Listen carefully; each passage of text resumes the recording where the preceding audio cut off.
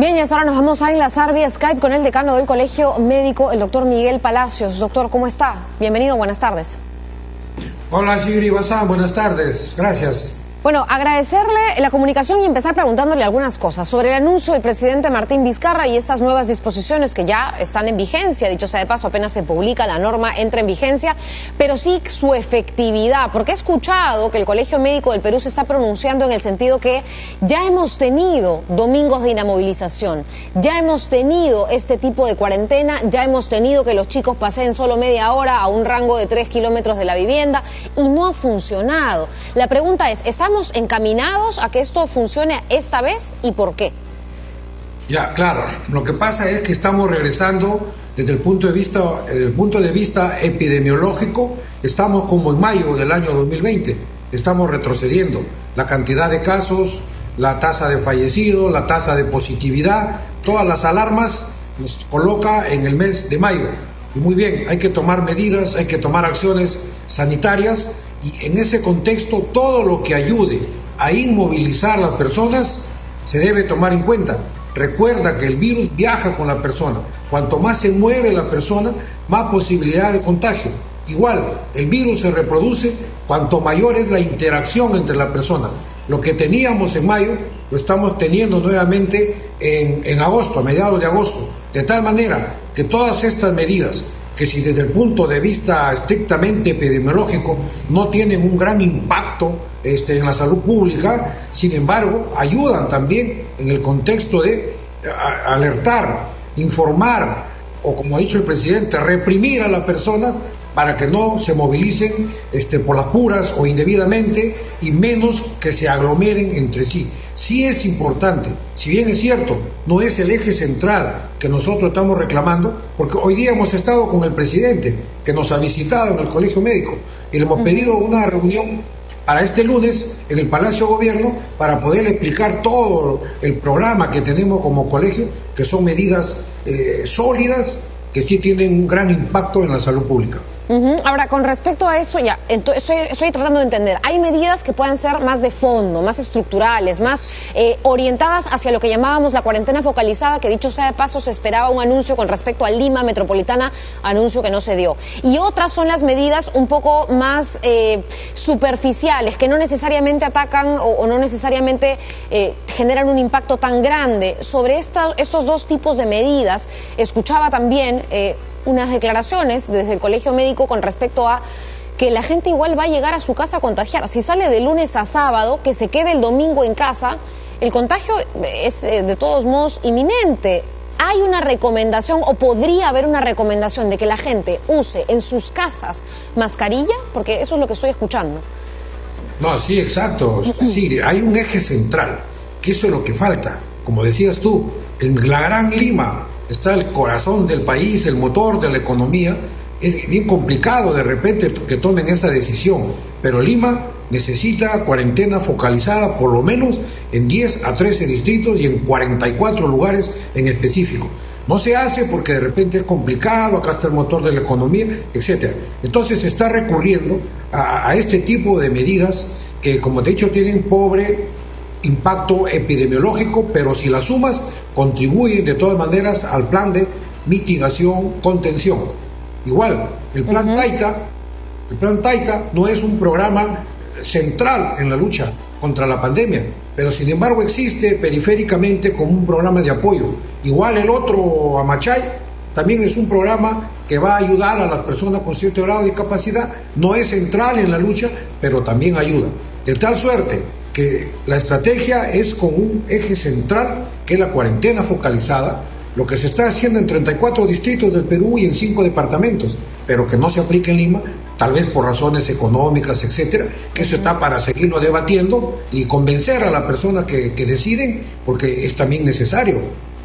Ahora, con respecto al tema, y regresando al tema en concreto de los domingos, porque yo decía, bueno, de repente alguien va a recomendar por ahí que la gente en sus casas use mascarilla dentro de su propia casa, no lo sé, obviamente tiene que ser recomendación, no puede nadie obligar, ¿no es cierto?, a hacerlo dentro de el espacio, pues, privado, pero sí le preguntaba porque además no van a ser domingos de inamovilización como antes, ¿no? Va a haber delivery, o sea, sí va a haber cierto movimiento, va a haber delivery de medicamentos, de abarrotes, de alimentos y de productos de primera necesidad. normalidad. Esto entonces relaja incluso un poco más lo que ya teníamos antes en los primeros meses, ¿no? Sí, exacto, Sigrid. Mira, poco a poco, a pesar que ya ha transcurrido un buen tiempo, estamos descubriendo algunas nuevas medidas que son necesarias, porque aún no terminamos de conocer de manera completa al SARS-CoV-2, causante de esta enfermedad. De tal manera que, fíjate, sí es importante también el uso de la mascarilla en la casa. Recuerda que uno viene de la calle y a unos más que otros de repente se descuidan en sus medidas personales para evitar el contagio, y es importante no llevar el virus a la casa. Por lo tanto, es recomendable que en lo que se pueda usar la mascarilla en la casa, aún en la casa, comer en lugares distantes, aún en la casa, cuando está comiendo, te quita la mascarilla, evitar hablar, de tal manera que vamos reduciendo las posibles formas de contagio que aún nos sigue afectando. Nosotros estamos de acuerdo con todo lo que pueda sumar para evitar los contagios, más allá de las discusiones y de las filosofías que existen en torno a las medidas. Nosotros lo tenemos claro. Hay medidas de pobre impacto epidemiológico, pero al final todo suma y todo contribuye a la contención y mitigación de la enfermedad. Sobre el tema de los niños, porque esto es otra situación que, por ejemplo, muchos vimos no necesariamente se cumplía, de que el rango de distancia de la vivienda del pequeño sea de 3 kilómetros, tampoco se cumplía que los paseos sean solo de media hora, tampoco se cumplía que salieran los chicos, ¿no es cierto?, y no se juntaran con nadie más, porque al contrario, los papás sacaban, ¿no es cierto?, a todos sus hijos del vecindario y se juntaban entre los más pequeños. Pero, vamos a regresar a los paseos restringidos para menores, y es una realidad que ya hay 81 niños que han fallecido por la COVID-19 y varios cientos más que están siendo portadores de la enfermedad. Entonces, ¿cree usted que esta es la medida correcta o tiene que implementarse alguna adicional para proteger a los chicos de la casa? Sí, exactamente, Sigrid. Hay una cantidad ya que preocupa de niños que han perdido la vida, y bueno, eso nos debe llevar a una reflexión personal, familiar y social. Nosotros sabemos que esta medida, que salgan alrededor de su cuadra, un tiempo menos de 30 minutos, más que no tiene una forma de controlar ni de verificar que se pasaron a otra manzana que tiene más de 30 minutos. Eso más que nada apunta ya a la responsabilidad de los padres o del tutor. Lo ideal incluso hubiese sido, considerando que estas medidas están planteadas para 2 o 3 semanas, esa es la proyección, y esperamos que en esas 2 o 3 semanas se agregue medidas centrales. Estas medidas de 2 o 3 semanas, incluso lo correcto hubiese sido que no salgan los niños ni los adolescentes. Sin embargo, en el ánimo de no cortar esa costumbre, ya que los niños estaban saliendo, se ha optado por esta fórmula intermedia y han dicho, bueno, salen menos de media hora alrededor de la manzana, siguen por ahí movilizándose los niños, pero bajo responsabilidad de los padres y tutores. Pero ten en cuenta que todo eso apunta en el contexto de evitar que también se sigan contagiando niños jóvenes, considerando la alta tasa de infección que hay en este grupo y la cantidad también de fallecidos que están acumulando. Sobre la propuesta del Colegio Médico, porque además se presentaron distintas propuestas de cuarentena focalizada en Lima. Escuché por ahí que el exministro de Salud, Ugarte, también había planteado la posibilidad de que, sobre todo para Lima metropolitana, porque ya hemos visto que Lima provincias, ¿no?, toda la zona de Lima provincias sí tiene cuarentena focalizada, o sea, complicado salir de Lima, pero dentro, aquí en los distritos que más preocupan, ¿cuál es el planteamiento del Colegio Médico? Porque entiendo esta es parte de las medidas ya un poco más de fondo y que podrían sí tener un bajón importante en la cantidad de contagios. Claro, nosotros tenemos que hay 50 distritos entre Lima y Callao, que son zonas que, bueno, están separados territorialmente, pero es una gran área en donde convivimos todos. Hay 50 distritos, nosotros tenemos focalizados, que son 13 distritos, los que tienen una alta prevalencia, y dentro de esos 13 distritos, sumando todas las zonas, hay alrededor de 44 áreas que necesitan esa focalización, hacer la cuarentena focalizada, la cuarentena inteligente, que implica la estratificación epidemiológica primero, que ya existe, 44 zonas que deben ser focalizadas, y ahí, en esas zonas, en esas áreas, hay la presencia integral de la brigada sanitaria con la presencia municipal y la presencia comunal, como recomienda la Organización Mundial de la Salud. O sea, no estamos inventando la pólvora. Y luego viene ya casa por casa, diagnóstico precoz, tratamiento incluyendo el oxígeno, aislamiento es la piedra angular para cortar la transmisión. El aislamiento del caso positivo fuera del domicilio si no hay posibilidades de que lo hagan ahí, e incluso el aislamiento de la familia, para evitar que también la familia que es contacto y cabe la posibilidad que haya sido contagiada, entonces se quede ahí en esa cuarentena familiar, y luego viene el acompañamiento, que mediante un establecimiento de salud del primer nivel verifica que todo está bien y que ya después de 15 días se le da de alta clínica y epidemiológica. Eso es lo que está recomendando para agosto del 2020 la Organización Mundial de la Salud, pero implica cercar, focalizar en el mismo motor de la economía peruana. Yo creo que si estas cifras siguen yendo para adelante, para arriba, este tipo de propuestas que nosotros lo estamos defendiendo con un raciocinio adecuado, porque son necesarias, al final se van a tener que imponer. Una última pregunta, doctor Palacios. No sé, y no quiero salirme mucho del tema médico, pero siempre apelo a usted como autoridad, ¿no es cierto?, dentro de toda esta emergencia sanitaria. Y quisiera preguntarle una sugerencia que escuché hoy más temprano de otro médico, que fue con respecto a las fiestas COVID. Porque algunos decían, bueno, no se puede evitar, la gente es responsable, lo único que se puede hacer es llevar a la policía, y ya hemos visto cómo funcionan los operativos. Llega la policía, abre la puerta, saca a los que están formando parte de esta celebración y los manda a su casa.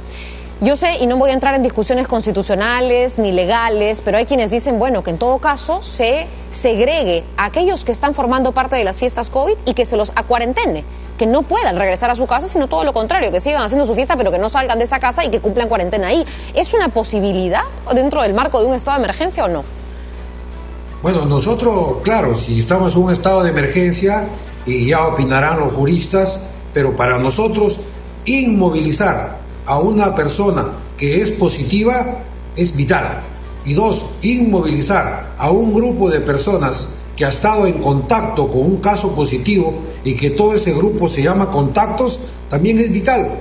Tiene un sustento científico, más allá que los abogados opinen si tienen un sustento legal o constitucional. Desde el punto de vista epidemiológico, esas personas que van a ser concentradas, detenidas, evaluadas, si son positivas o son contactos, sí funciona el criterio de someterlos y ponerlos en un aislamiento, porque esa es la manera de evitar que 1 contagia a 2, y 2 contagia a 8, y 8 contagia a 64. Esa es la manera de cortar la transmisibilidad del virus. Pero claro, yo lo decía en particular porque si tienes a un montón de personas que están, entre ellas probablemente además contagiándose, si las mandas de regreso a su casa después de haber incumplido la situación en la que estamos, bueno, lo único que se hace es trasladar de esa fiesta el mal o la enfermedad a cada una de sus familias, y tampoco es justo, ¿no? Y además serían medidas pues que no tienen ningún impacto desde el punto de vista epidemiológico, porque lo van a volver a hacer la próxima semana o en 15 días, de tal manera que asumirlo con seriedad, con contundencia. Hay que basarnos en lo que dice la ciencia epidemiológica. Aísla a la persona, porque en su movimiento y en la interacción social está la propagación exponencial, logarítmica de la enfermedad. Yo creo que si desde el punto de vista constitucional y legal no hubiese ningún obstáculo para hacer esto, debiera hacerlo el gobierno. Claro, siempre y cuando dentro de todo se respeten, ¿no es cierto?, los derechos de las personas, pero ojo que también hay un marco de estado de emergencia que permite que hayan ciertas intervenciones en pro de la pandemia. Doctor, una consulta más antes de que me olvide, y teniendo en cuenta que todas estas medidas se vienen evaluando porque hay mucha gente irresponsable que está haciendo estas celebraciones. ¿Qué recomendaciones dar también en casa para quienes sí se están cuidando y no están, digamos, incumpliendo la situación de salir lo menos posible, ¿no? Pese a que son 5 meses y la gente se ha relajado un poco, retomar esa conciencia. Sí, exacto, han pasado 5 meses, pero apenas vamos por la mitad de la lucha contra la pandemia. Claro. Esto no ha terminado, y nosotros se lo decimos a la población realmente de todo corazón, porque estamos ya hasta este momento, ha fallecido el médico número 125, wow. Y no estamos muriendo un médico por día. Desde el 8 de abril que murió el primer médico a la fecha, han pasado 125 días y tenemos 125 fallecidos. Un médico muere cada día. Hay que evitar salir de manera innecesaria. Si bien es cierto, 5 meses parece una eternidad, que hemos estado en otra forma de vivir, peor puede ser si no colaboramos y no nos inmovilizamos de manera voluntaria, sino nos autocuidamos de manera responsable. Esa es una de las estrategias también que descansa en cada uno de los ciudadanos y de la familia, del barrio. Debe ser motivo de conversación, de persuasión en la misma familia para aquellos que no logran entender que esto es necesario para que se cuiden ellos, su familia, y para que cuiden también al personal de salud, al personal policial y serenazgo que también luchan en las calles contra estos tipos de que no se cuidan y están constantemente interactuando y provocando el crecimiento exponencial de la enfermedad. Doctor Palacios, bueno, el mensaje también creo que va a los padres de familia para que cuiden a sus hijos, para que no los expongan de manera innecesaria. Y una pregunta final, porque he escuchado que el Ejecutivo está planteando probar con este sistema. ¿Qué quiere decir probar? Porque ya hemos sabido que hay bastante de ensayo y error en medio de algunas de las medidas que se anuncian, y que si esto funciona, lo de haber regresado a los domingos de confinamiento, ¿no es cierto?, de prohibir a los chicos que salgan a la calle, si funciona podría evaluarse en 10 días. A mí me parece que haber dicho eso es un poco ligero, que 10 días es muy poco para saber el impacto real de una medida. No sé qué opinan ustedes como colegio médico, cuánto tiempo se necesita para evaluar la consecuencia o el impacto de haber regresado a cuarentena los domingos y haber restringido un poco más la movilidad social. ¿Cuánto tiempo? Sí, realmente una semana, 10 días es poco. Recuerda que antes trazábamos las medidas cada 15 días. El mínimo es 15 días para poder evaluar unas medidas un conjunto de medidas de esta naturaleza. Hoy día el presidente de la República nos ha invitado a Palacio de Gobierno la semana siguiente, y nosotros llevaremos también todos los datos que tenemos desde nuestro Observatorio de la Salud Pública en el Colegio Médico para seguir evaluando efectivamente la efectividad de estas medidas o la necesidad de asumir otras. Y yo quería robarte unos segundos antes que terminemos, Silvia y Bazán, porque hoy día hemos inaugurado nuestro obelisco aquí en el frontis del Colegio Médico, en el Parque Lomodosola de Miraflores.